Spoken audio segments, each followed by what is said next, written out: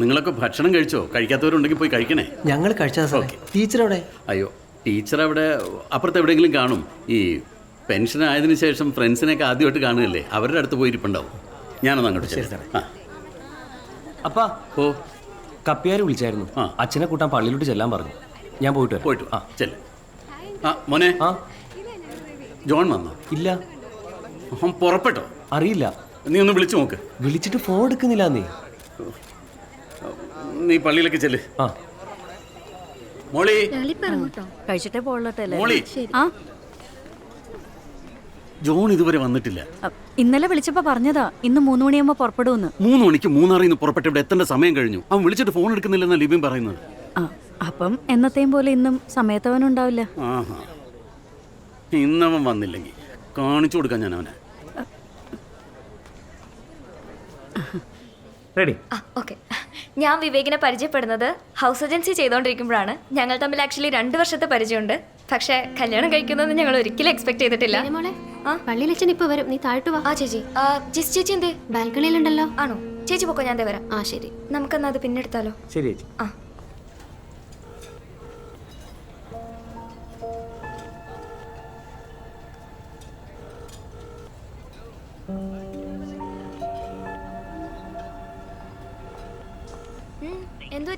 ജോണിനെ വിളിച്ചിട്ട് ഫോൺ എടുക്കുന്നില്ല. ഓ, അതിപ്പോ വലിയ പുതുമയുള്ള കാര്യമൊന്നുമല്ലല്ലോ. എന്നാലും നിന്റെ മധുരം വെപ്പായിട്ട് പോലും കൃത്യസമയത്ത് എത്താതെ. ചേച്ചിയുടെ പറച്ചിൽ കേട്ടോ തോന്നുന്നു ഇതിനു മുന്നേ ചേട്ടൻ എല്ലാ പരിപാടിക്കും ഇവിടെ കറക്റ്റ് സമയത്തിന് വന്നിട്ടുണ്ടെന്ന്. ചേച്ചി ടെൻഷൻ അടിക്കാതെ ഇങ്ങോട്ട് വാ. അവിടെ താഴെ അച്ഛൻ വന്നിട്ടുണ്ട്. വാ. അല്ല, നീ പോയിട്ട് വാ. ഞാനൊന്ന് ലാസ്റ്റ് ഒന്നുകൂടെ ട്രൈ ചെയ്തിട്ട് വരാം. എന്നാ ചേച്ചി ട്രൈ ചെയ്തോ, ഞാൻ താഴെ കാണും. ശരി.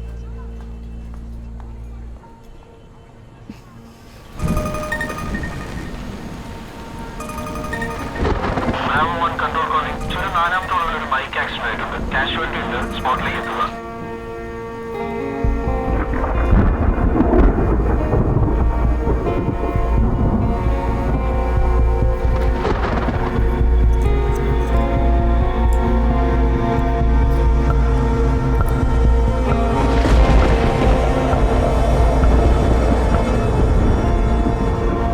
മുറിവിൻ്റെ ആട് അല്പം കൂടുതലാണ്.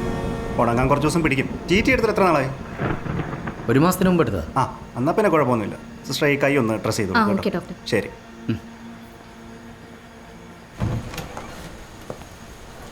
എങ്ങനെയുണ്ട് സാർ? കുഴപ്പമില്ല, ചെറിയൊരു വേനുണ്ട്. മരുന്ന് ഞാൻ വാങ്ങിയിട്ടുണ്ട് സാർ. ഇപ്പോൾ ഉണ്ട് സാർ, എൻ്റെ അടുത്ത് ക്യാഷ് ഉണ്ട്. സാരമില്ല, ആവശ്യമുള്ള എടുത്തിട്ട് ബാക്കി ഡാഷിലേക്ക് വെച്ചാൽ മതി. ശരി സാർ. ഫെലിക്സ് അവിടെ? സാർ അവിടെ ഉണ്ട്. ഞാൻ പോയി വണ്ടി എടുത്തിട്ട് വരാം സാർ. ഇപ്പം എങ്ങനെയുണ്ട് കൈ? കുഴപ്പമൊന്നുമില്ല. ചെറിയൊരു പെയിൻ ഉണ്ട്. പെയിൻ കില്ലർ കഴിച്ചു. സാറിന് എങ്ങനെയുണ്ട്? ചെറിയൊരു പേനുണ്ട്. ഫെലിക്സിൻ്റെ ഫോൺ അടിക്കുന്നത് കേട്ടില്ല സാർ. MLA എടുക്കണ്ട, അവനെ ഇറക്കാനുള്ള ശുപാർശ കോളായിരിക്കും. എന്നിട്ട് എന്താ കാര്യങ്ങൾ? നമ്മുടെ കേരളം സ്റ്റേഷനിൽ നന്നായിട്ട് പെരുമാറുന്നുണ്ട്. പക്ഷെ അവൻ പറയുന്ന അവനല്ല, വേറെ 2 പേരാണ് ഈ മോഹനെ വെട്ടിയെന്നാണ്. പക്ഷേ ഈ മോഹൻ്റെ വീട്ടിലേക്ക് ഇവർ 2 പേര് എത്തിച്ച ഇവനാണ്. അതവൻ സമ്മതിച്ചിട്ടുണ്ട് സാർ. എന്നിട്ട് ആ 2 പേരുടെ ഡീറ്റെയിൽസ് കിട്ടി. ഒരുത്തൻ്റെ പേര് ലിജോ, മറ്റവൻ്റെ പേര് മനു. ഇവർ 2 പേര് ഇടുക്കിക്കാരാണ്. പക്ഷെ നമ്മുടെ സ്റ്റേഷൻ്റെ പരിധിയല്ല, മുല്ലക്കുടിയാണ്. സ്റ്റേഷനിൽ ഞാൻ വിളിച്ച് പറഞ്ഞിട്ടുണ്ട്. ഈ ലിജോയും മനുവും പിന്നെ നമ്മുടെ എല്ലാ പ്രവീണിൻ്റെയും പേരിൽ 4 അടിപിടി കേസുണ്ട്. അവന്മാരെ അന്വേഷിച്ച് പോലീസ് വീട്ടിലോട്ട് പോയിട്ടുണ്ട്. അവരോട് എത്തിയിട്ട് വിളിക്കാന്നാ പറഞ്ഞ. അവന്മാരെ വീട്ടിൽ കാണാൻ ചാൻസ് ഇല്ല.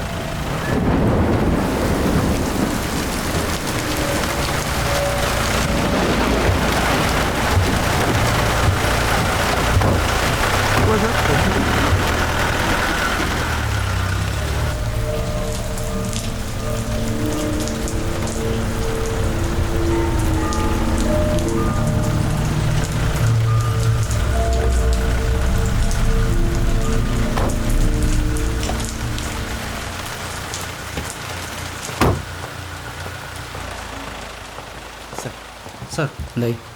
അത് ഇടിച്ചിഞ്ച പരിവാക്കിയിട്ട് അവൻ പറയുന്ന അവന്മാർ തന്നെ ചെയ്തതെന്നാ. പാർട്ടി പ്രശ്നത്തിൻ്റെ പേരിലാണെന്നാ പറയുന്നത്. ഇനിയൊന്നും ചെയ്യണ്ട. FIR നാളെ കൂടുതൽ ഹാജരാക്കും. ശരി സാർ. ഓക്കെ.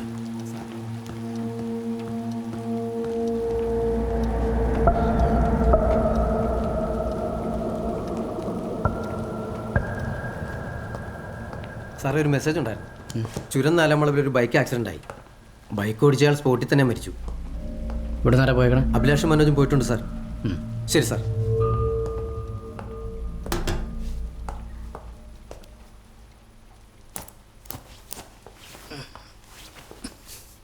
സാറ് പറഞ്ഞ പോലെ അവരോട് ഇല്ല.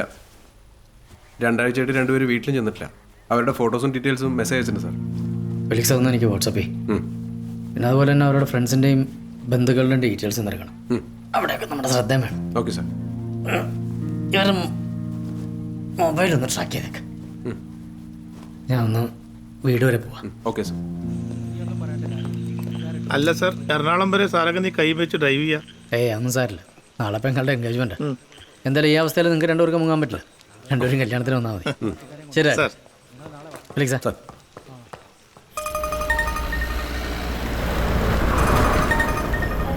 Hello John, good evening. Good evening sir. ആ ജോൺ, എന്തെങ്കിലും അപ്ഡേറ്റ്സ് ഉണ്ടോ? സാർ, നമ്മുടെ ആ പാർട്ടിയിലെ മോഹനെ വെട്ടി കൊലപ്പെടുത്താൻ ശ്രമിച്ച കേസിൽ ഒരാളെ പൊക്കിയുണ്ട് സാർ. ഓ ഗുഡ് ഗുഡ്. പക്ഷേ രണ്ടുപേരും കൂടി കിട്ടാനുണ്ട്. ആ ഒരു മനു, ലിജോ, അവന്മാരിപ്പോൾ ഒളിവിലാണ്. പക്ഷെ നമുക്ക് ഉടനെ പോകാം സാർ. ആ ജോൺ, ഇതൊരു പൊളിറ്റിക്കൽ ഇഷ്യൂ ആയതുകൊണ്ട് സൂക്ഷിച്ച് ഹാൻഡിൽ ചെയ്യണം. Sure sir. സാർ, അതുപോലെ തന്നെ നമ്മുടെ ചുരത്തിലൊരു ആക്സിഡന്റ്, ഒരു സ്പോട്ടഡ് ഉണ്ട്. ഞാനിപ്പോൾ അങ്ങോട്ട് പോയിക്കൊണ്ടിരിക്കും സാർ. അത് കഴിഞ്ഞ് ഞാനൊന്ന് വീട്ടിലേക്ക് പോകും. നാളെ പെങ്ങളുടെ എൻഗേജ്മെന്റ്. ഓ, അത് നാളെയാണല്ലേ. ആശംസകൾ പറഞ്ഞേക്ക് അനിതിയോട്. Sure sir. Okay, good night. Thank you sir. Good night. ശരി.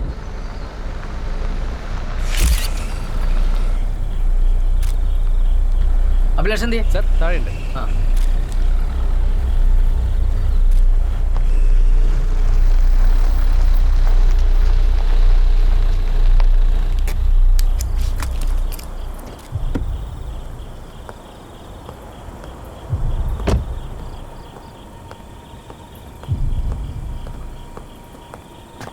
സാർ, എത്ര മണിക്കായിരുന്നു സംഭവം? 8:45 സാർ.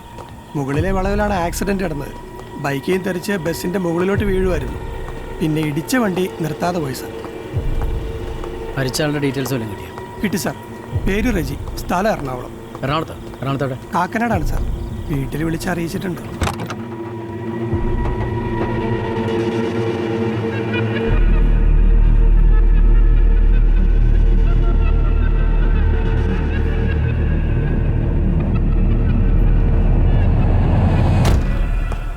ഇടുക്കി, എറണാകുളം ജില്ലകളിലെ എല്ലാ സ്റ്റേഷനിലേക്ക് ഇൻഫർമേഷൻ ഒന്ന് പാസ് ചെയ്തേക്കണം. Okay sir.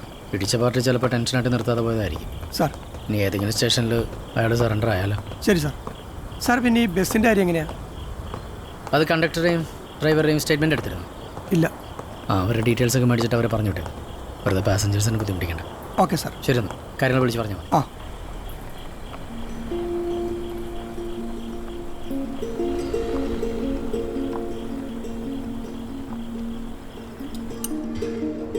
നല്ല നാടൻ താറാവ് വെച്ചോ, വയറ് നിറച്ച് കഴിക്കും.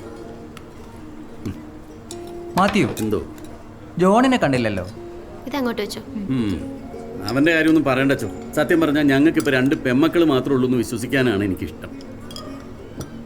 അവൻ്റെ പേരാരെങ്കിലും പറഞ്ഞാൽ തന്നെ എൻ്റെ ഉള്ള മൂടും പോകും.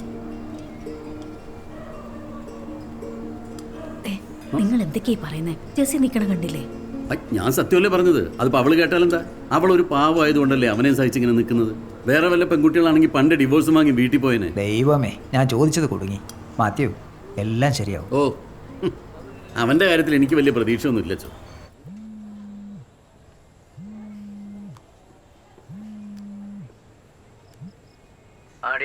ഞാൻ തന്നെ വിളിച്ചിട്ടുണ്ടായിരുന്നു, നീ എടുത്തില്ല. എന്തൊരു തിരക്കായി പോയാ? എനിക്കെന്ത് തിരക്ക്? ജോണിനല്ല തിരക്ക്. കുറച്ച് പ്രശ്നത്തിലായി പോയി. എന്താ അവിടെ കാര്യങ്ങൾ? എല്ലാം ഓക്കെ ആയോ? ഞാൻ എത്ര തവണ വിളിച്ചു? ഒരു തവണയെങ്കിലും ഫോൺ എടുത്തൂടെ? അത് ജീപ്പിലായി പോയി. അതെടുക്കാൻ പറ്റായിരുന്നു. അപ്പം നല്ല ദേഷ്യത്തില. അപ്പം ഇന്നത്തെ ദിവസം തീരുമാനമായി. ഇപ്പം എവിടെയാ? ഞാൻ വന്നോണ്ടിരിക്കുക.